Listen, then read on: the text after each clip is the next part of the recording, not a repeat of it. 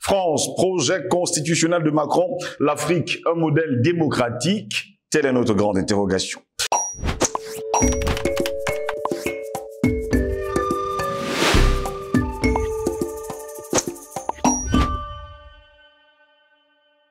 C'est toujours un plaisir de retrouver sur Panafricaniste TV. Mesdames, Messieurs, bonjour, bienvenue à cette édition de Parole panafricaniste. Dans son discours devant le Conseil constitutionnel, le président français a notamment proposé d'élargir le champ d'application du référendum et d'assouplir la mise en œuvre du référendum d'initiative partagée sans entrer davantage dans les détails.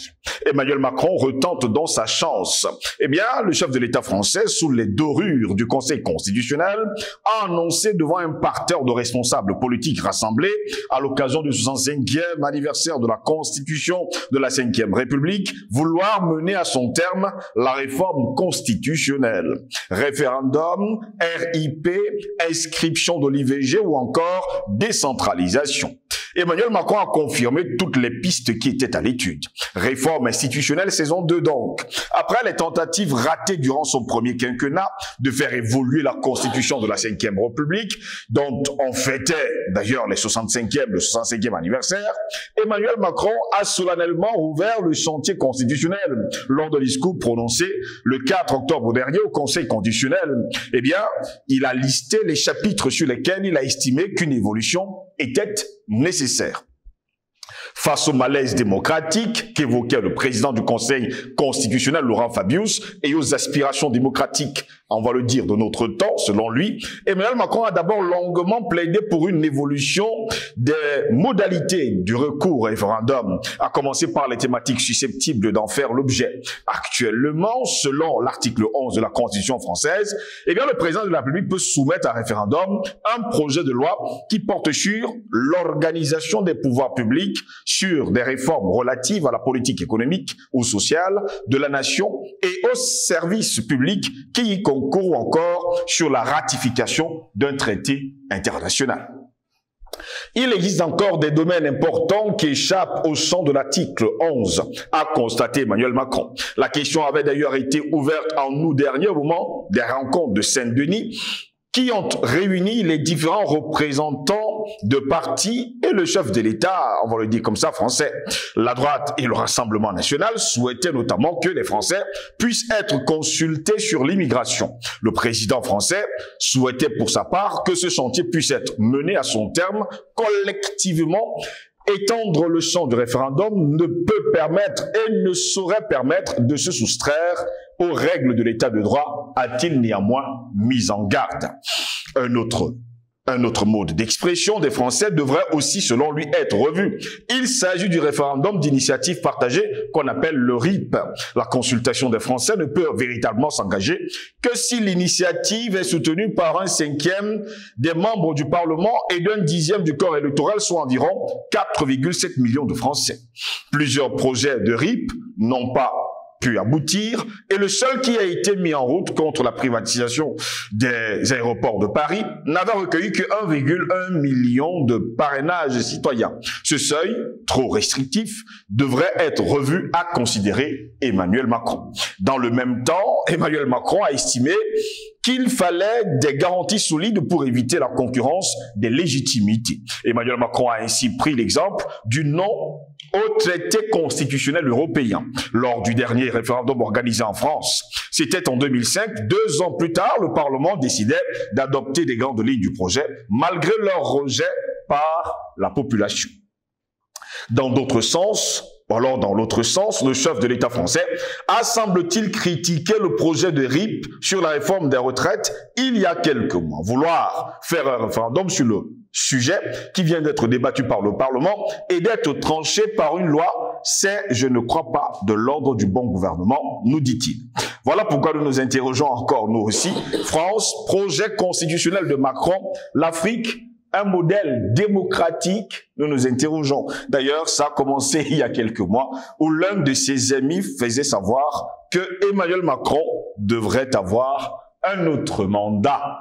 Est-ce ce mandat que recherche aujourd'hui Emmanuel Macron? Pour répondre à nos questions, nous sommes avec Patient Parfendom, homme politique de l'UPC. Patient Parfendom, bonjour, bienvenue à vous.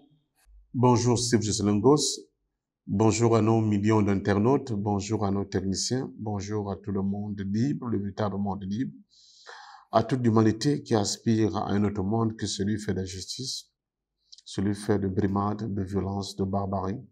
C'est l'occasion pour moi de m'incliner devant tous ceux qui souffrent, devant tous ceux qui meurent à cause de l'ignorance et de l'obscurantisme des êtres humains. Merci pour cette invitation.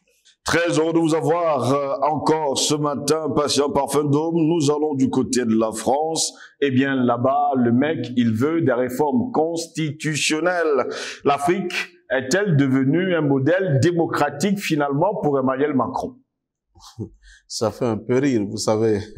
On savait déjà que chaque fois que l'Occident était en difficulté, il se retournait en Afrique, n'est-ce pas, pour essayer de régler les problèmes insolubles qu'il trouvait là-bas. Ça, c'était sur le plan économique et sur le plan même, j'allais dire, civilisationnel. Mais là, maintenant, de plus en plus, on a l'impression que l'Europe en général est complètement en faillite de la pensée, en faillite des solutions pour régler des problèmes qu'eux-mêmes ils ont créés avec après avoir tourné le dos à la Russie, si on peut le dire comme ça, de manière globale. Et aujourd'hui, ils ne savent plus quoi faire. Ils ne savent plus quoi faire parce qu'ils ont perdu le leadership sur le plan politique, sur le plan des propositions économiques, sur le plan même de la culture. Et ils ne sont plus du tout respectés par leur propre peuple. Ils sont en déficit de légitimité. Et la seule chose qui leur reste, c'est la force. C'est le passage en force. C'est la force brute sur les manifestants, les éborgnés, vous vous souvenez, les gilets jaunes. C'est la force vis-à-vis des gens qui ne pensent pas comme eux, qui refusent de croire à leur sornette. Vous vous souvenez de tout ce qu'on a fait subir au peuple même européen pendant la crise du Covid. C'est-à-dire que nous sommes devant quelque chose de nouveau où les élites se retournent contre leur propre peuple dont ils sont censés diriger les pays en leur nom. Et là-dessus, parce qu'ils ne parviennent pas, malgré tout, toute la mobilisation et les médias, et les hommes de culture, et les intellectuels, et d'autres forces, à la fois militaires, et ils ne parviennent pas à convaincre les populations qui dirigent de la véracité, j'allais dire, de l'opportunité et de la cohérence de leurs propositions. Qu'est-ce qu'ils peuvent faire? Ils commencent à chercher des solutions ailleurs, et ils vont les chercher, une fois de plus, dans les pays où, hier encore, ils considéraient que les modes de gestion de ces pays étaient une véritable catastrophe, non pas de la démocratie. Ils vont donc se ressourcer dans ces pays qu'ils ont soi-disant combattus hier pour essayer de se maintenir au pouvoir ad vitam aeternam. Mais pourquoi se maintenir au pouvoir ad vitam aeternam? C'est la question des égos des individus. Si hier, les gens estimaient qu'après 2 mandats, on peut passer la main à quelqu'un d'autre pour continuer le travail qu'on a commencé, ou bien en fait pour redonner de la vigueur à la légitimité démocratique. Aujourd'hui, Macron pense qu'en dehors de lui, il n'y a plus personne. Il n'y a plus personne qui va défendre avec autant de zèle la question des LGBT+, qui va défendre avec autant de zèle les injonctions des big pharma, des big ceci, des big cela. En fait, les règles édictées par le Rothschild. Oui, qui les règles de finance, de la finance internationale, iniques, d'un néolibéralisme débridé, qui n'a ni totem, ni garde-fou. Qui va les édicter? Qui va édicter cette folie de cette guerre qu'ils entretiennent en Ukraine contre la Russie, avec la dévitalisation de toute la jeunesse ukrainienne? Les jeunes meurent par milliers. C'est pas le problème, n'est-ce pas, de ceux qui pensent en Europe être ceux qui sont dans la lumière et qui doivent apporter cette lumière-là au monde des ténèbres que nous constituons. L'aspect moral a complètement disparu, n'est-ce pas, dans le cercle de réflexion de ce genre. On nous parle des questions, par exemple, de protéger la planète. Aujourd'hui, c'est un truc à la mode. La protection de la planète contre le réchauffement climatique, les questions climatiques. Mais vous ne pouvez pas d'un côté faire des COP 21, COP 1000, COP 1 million pour protéger la planète du réchauffement climatique, et de l'autre côté, vous continuez d'avoir des politiques qui massacrent complètement les poumons de la planète, que ce soit en Amazonie ou bien ici dans le bassin du Congo. C'est ça le problème. Un pays comme la Côte d'Ivoire, on a beau vous claironner de dire que oui, c'est un champion économique en Afrique aujourd'hui, mais la Côte d'Ivoire a perdu 90% de ses forêts. Déforestation. Comment vous l'expliquez? Donc c'est ça. Quand vous mettez, on n'a pas besoin de vous faire un dessin. Quand vous êtes dans nos pays, ceux qui ne sont pas dans les pays qui sont les nôtres, ils peuvent ne pas comprendre. Mais quand vous êtes dans nos pays, il suffit d'être au bord d'une route. Une route majeure, comme ce que chez nous, par exemple au Cameroun, on appelle autoroute. Prenez votre petit stylo, mettez-vous au bord d'une route, achetez-vous un jus et commencez à compter le nombre, le défilé des grumiers avec les essences rares qui partent de nos forêts, qui sont massacrées pour le port de Douala, où ils seront acheminés vers les ports européens. Pour les ports européens. Et sans oublier ce qu'il y a comme j'allais dire, des grumes qui ne partiront jamais, qui pourrissent sur place. C'est un véritable massacre. C'est un véritable massacre. Regardez, on inonde d'Afrique de tout ce que vous appelez cette quincaillerie qui devait être à la refonte, que vous appelez, comment ça s'appelle encore ça? La ferraille? Non seulement la ferraille, la brocante. Regardez, l'Afrique est devenue une véritable poubelle. Ce sont ces politiques-là, n'est-ce pas, dont on fait la promotion. Donc c'est ça. Donc c'est une cécité dans la défense des intérêts des autres que vous ne pouvez pas comprendre. L'Afrique est détruite, est décimée par une maladie qu'on appelle le paludisme. Il y a des brevets jalousement gardés par certains officines pharmaceutiques dont ils refusent de lever les brevets pour permettre aux pays où sévit ce paludisme de manière violente de pouvoir se soigner convenablement et éradiquer cette maladie. Où est la morale dans tout ça? Donc ces gens qui parlent, ces gens qui font la morale au monde entier, dans leur propre fond intérieur, c'est dire oui, à condition que nous restons aux affaires, à condition que nous continuons, n'est-ce pas, de dominer le monde, à condition que nous continuons de dicter au monde nos règles, qui sont des règles d'une injustice incroyable. Comme disait quelqu'un, vraiment de plus en plus, nous avons la conviction qu'il y a quelque chose de pourri dans la politique française. Il n'y a plus de règles. On tente par tous les moyens de déshumaniser l'être humain. On valide la pédophilie pratiquement. Parce que quand vous commencez à nous dire que bon, un enfant de 13 ans peut être consentant dans le cadre des rapports sexuels qu'il peut avoir avec un individu de 70 ans, on se demande où est-ce qu'on va. On apprend la sexualité aux enfants maintenant à l'école en France. On apprend aux gamins comment se masturber. On oublie que le corps lui-même répond et les éléments constitutifs de corps répondent à des périodes de maturité. L'enfant ne naît pas en marchant. Si vous êtes un gosse, quand vous sortez devant de votre maman, vous ne commencez pas à marcher. Il y a des périodes transitoires. Il y a des périodes de lactation, d'un apprentissage, où le corps mûrit, il devient mature, pour que vous commencez à vous asseoir, à bouger avec les fesses, à vous lever, à tomber, et progressivement, on finit par marcher. Mais non, on saute tous ces étapes-là, on les brûle. Et plus grave, dans cet Occident-là, on peut vous enlever votre enfant, la garde de votre enfant, parce que vous avez refusé que l'enfant aborde certaines questions sexuelles. On dit que vous le brimez. Pourquoi vous ne voulez pas que l'enfant devienne, comment ils appellent ce truc-là, un homme devient une femme, ou bien il devient transgenre, des choses comme ça. L'enfant a le droit de demander, à 13 ans, de demander à son papa qui voudrait subir une opération chirurgicale pour changer de sexe, que c'est tout à fait normal. Alors que son corps n'est pas encore mature. Même du point de vue de sa pensée, psychologiquement, il n'est pas encore mis pour pouvoir opérer un choix judicieux et conséquent pour son avenir. Et là, les dégâts, tant pis les dégâts. Tant pis les dégâts. Vous avez des gens qui vous disent ouvertement qu'ils sont à l'aise quand ils font de l'amour avec des enfants qui n'ont pas encore atteint l'âge de la maturité. Ils sont dans les cercles de décision de la politique française occidentale. Voilà.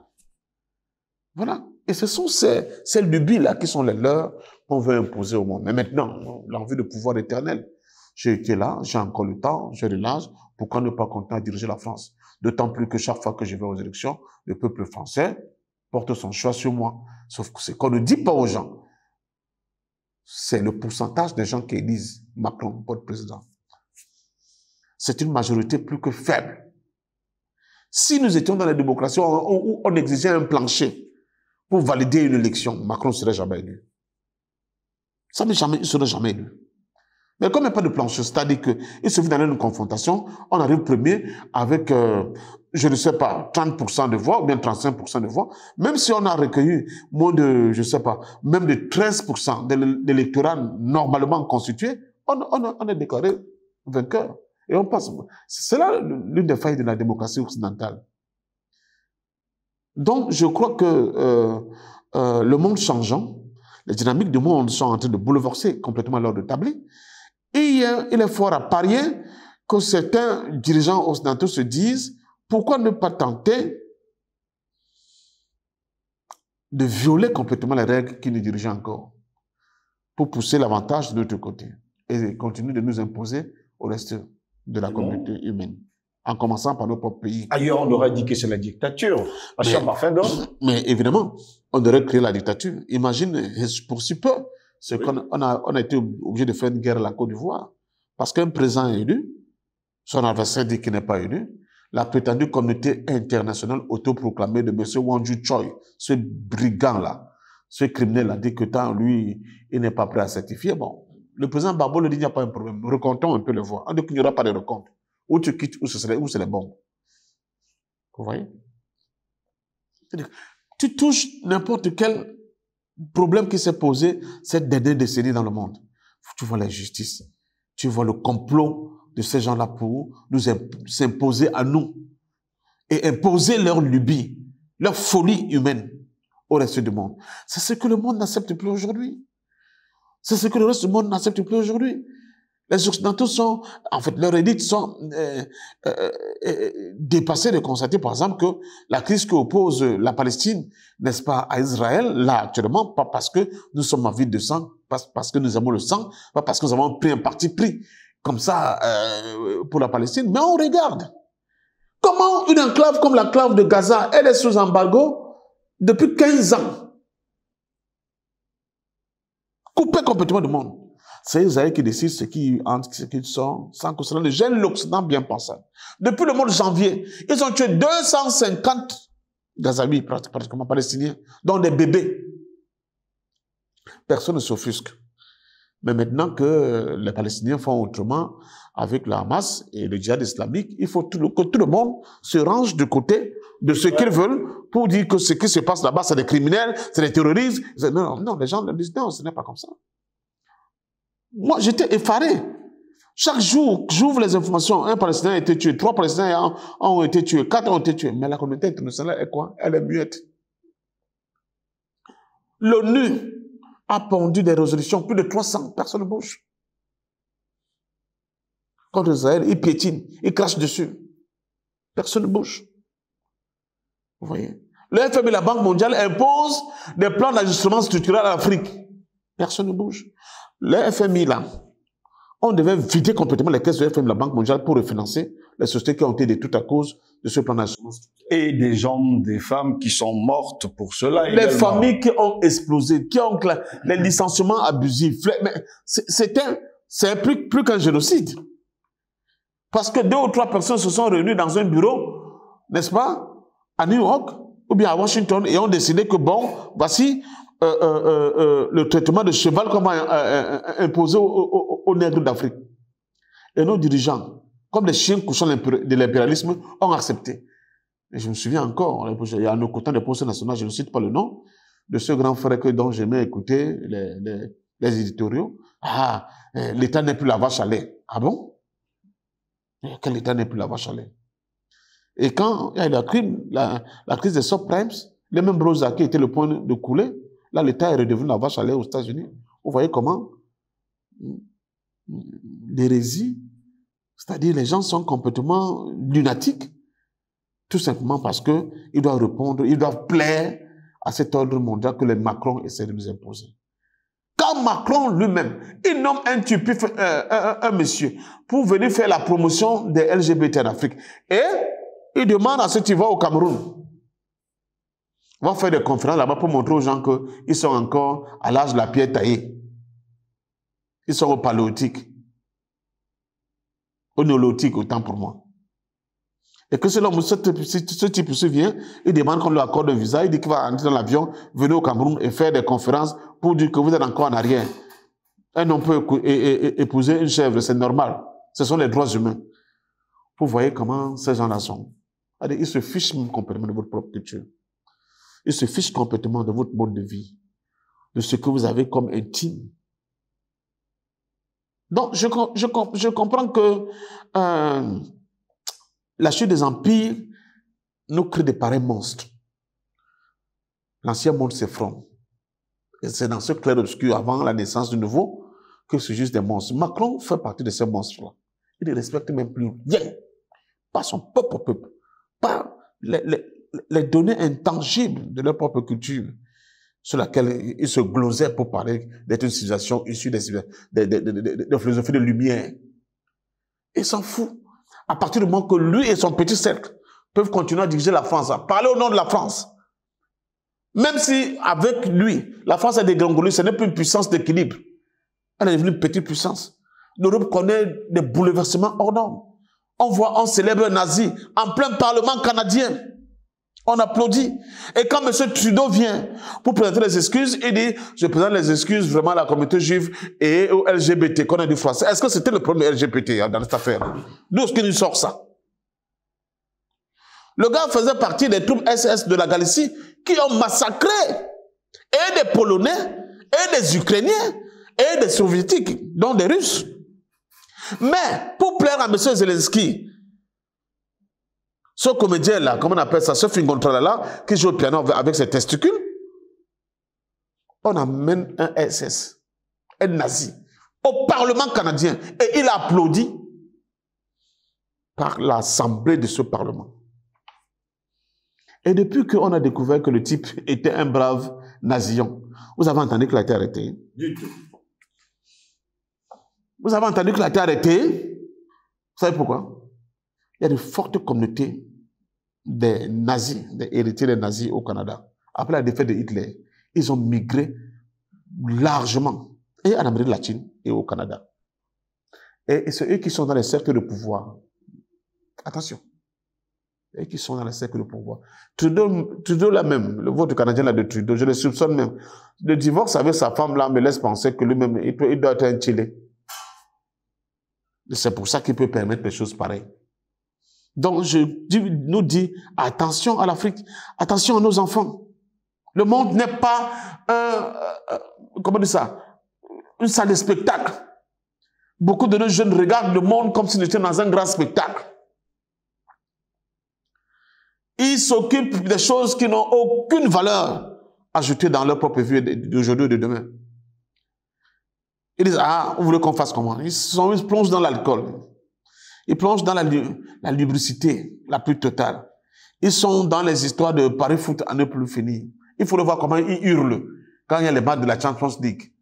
Mais entre-temps, mes chers amis, ceci comme vire les Camerounais qui ont travaillé pratiquement toute leur vie. Ils ont mis toute leur jeunesse. Ils n'ont pas de problème économique. Une société qui continue à faire d'énormes bénéfices. Mais ils disent que non, vraiment là, on doit supprimer des postes parce que, bon, nos investisseurs ne gagnent pas assez. Avec la complicité des dirigeants camerounais, tout le monde se tait. On vire les gens de boulot. Quand vous avez viré quelqu'un qui a travaillé 20 ans dans une entreprise et qu'il est dans la cinquantaine, parce que c'est eux là, c'est cette tranche-là, à partir de 50 ans qu'on a le plus viré. Parce qu'on a peur que dans 10 ans, ils iront en retraite et ils vont dans la main pour demander le solde de tout compte. Quand vous les mettez à la porte, qu'est-ce que vous êtes en train de faire? Vous détruisez toute une vie. Vous détruisez les efforts de toute une vie. Ces gens-là, ils vont devenir quoi? Après, il y aura des AVC. Il y a des mariages qui vont voler en éclat. Il y a des enfants qui vont devenir des brigands, des fumeurs de champ.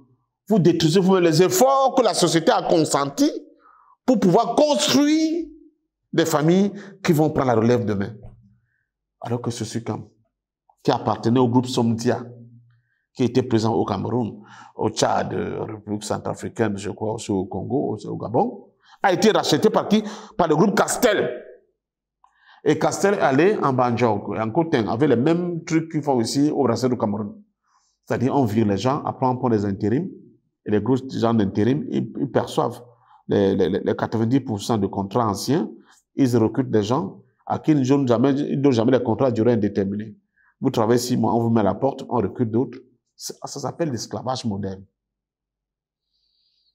Et c'est ce que Macron veut pour son propre peuple. C'est le nouveau empereur. D'abord, on l'appelle Jupiter. Il est devenu Vulcain. Oui, Vulcain maintenant. Il est devenu Vulcain. Depuis son second mandat, il s'appelle Vulcain. Voilà. Pire que Jupiter. Donc, il pense donc que les gens vont le regarder faire. Et que la France va le regarder faire. Je dis au peuple français, vous serez tenu comptable des errements de votre petite élite politique. Peut-être que dans leur rêve, ou bien, vous savez, chez nous en Afrique, on a des sciences qu'on n'a pas assez développées, les gens appellent la sorcellerie. Parce que chez nous en Afrique, on a des vieux, je vous le dis, vous le savez, qui peuvent, à partir d'une calebasse, voyager la nuit, faire nuit au Paris, faire même les boîtes de nuit et revenir le lendemain. Peut-être que les gars là ont aussi cette technique, mais cette fois-là, ils vont là-bas, à Mars, à Jupiter et à Neptune. Ou encore à Vulcain. Oui, pour danser avec les extraterrestres et revenir en genoux nous raconter des bonnes. Parce que je comprends pas ce qui se passe dans la tête de ces gens. Ils sont défaits en Ukraine. Maintenant, ils veulent envoyer les terroristes ukrainiens, les nazis ukrainiens en Afrique pour semer le bordel. Voilà. Donc, ils n'ont aucun projet humaniste, ni pour l'Europe, ni pour le reste du monde. Ils sont déclassifiés complètement pour diriger leur propre pays et pour conduire la marche du monde. C'est pour cela qu'il faut que les peuples se donnent la main. Ceux qui sont encore assez libres dans leur tête, ceux qui ont encore une ambition pour l'humanité, pour dégager rapidement le monde de cette espèce de raclure de bidet qui veut nous imposer une culture de caniveau. Merci à vous, patient Bafounoum d'avoir été des nôtres. C'est moi qui vous dis merci. J'ai dit au monde entier, il ne faut pas désespérer. Le monde est fait de lutte pour les gens nobles, pour les gens dignes. Ils se sont toujours battus. Même quand ils ont perdu, ils ont gagné. Ils ont gagné parce qu'ils ont refusé de mourir à genoux. Ils ont décidé de mourir étant debout. Mourir étant debout, c'est la meilleure des expressions d'être fidèle à son Créateur. Dieu ne nous a pas créés pour des esclaves. Dieu nous a créés pour des hommes libres.